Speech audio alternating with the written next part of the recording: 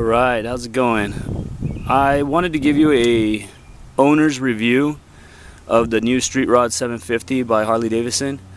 Before buying this bike, I was looking online and all I could find was reviews done by different media outlets. So I wanted to give you something that somebody who owns the bike currently really thinks about the bike.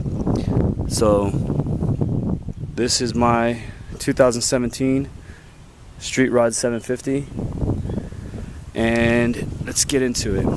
So from an owner's perspective, the cons on this bike: first, it's definitely the brake lever. The brake lever is this here.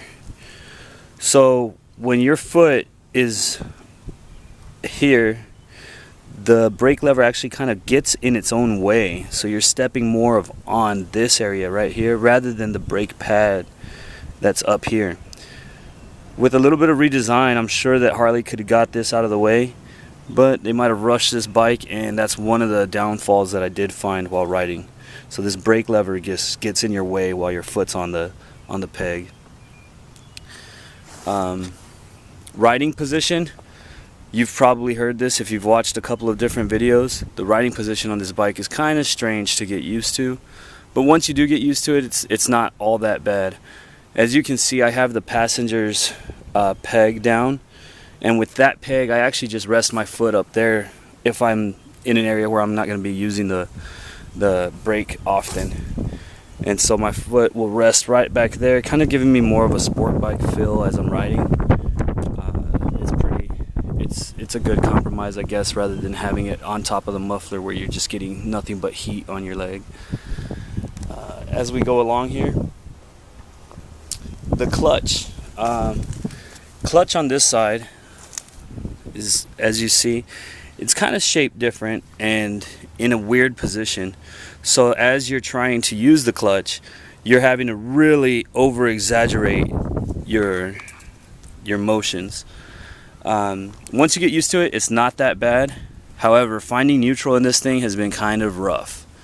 So that's one thing to get used to, is the neutral spot. I will say this is my first Harley. I rode sports bikes before, so it's a little bit different to get used to. But I definitely wanted a Harley, and I think Harley made a beautiful bike here. As I talked about earlier, the seated position on this bike, you kind of think about sitting on a toilet. Sit on a toilet and lean forward, and that's exactly what you're doing when you're on this bike. Your legs are in the same position and your arms outstretched, and that's what it feels like. The pros to this bike: as you can see, it's definitely a beautiful bike. Beautiful. The way they made it, the quality, the positioning. On some Harleys, I know the turn signal is one on each side. On this bike, they made it where it's easy. It's just on the left hand side you have your turn signal buttons. Those are your turn signal buttons there. There's your speedometer, which actually has a gear and RPM digitally, and then your miles per hour analog right there that you can see. The price of the bike is really good. I felt like paying, what is it, $86.95 for this bike, brand new, was actually a really good price, especially for what you're getting. The sound itself, it's not bad. I definitely expected a meaner growl coming from a Harley, but with all the options on exhausts, that's definitely where I'm going to be going next. So I'll be able to get that mean growl.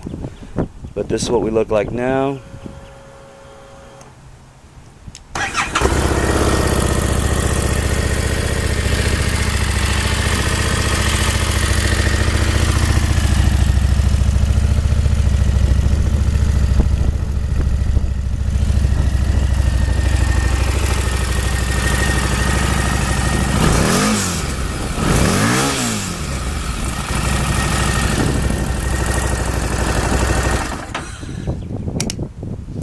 Not bad considering we're in a stock Harley here.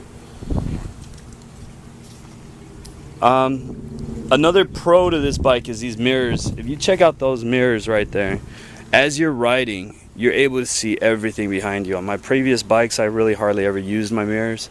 On this bike here, you really get a good sense of what's behind you by a quick glance left and right. So I really like that. The overall feel of the bike and the speed. So down low, before 4,000 RPMs, you're really not going to feel a lot of kick on this bike. But once you hit 4,000, I'd say about 7,000, this bike really has a good get up and go.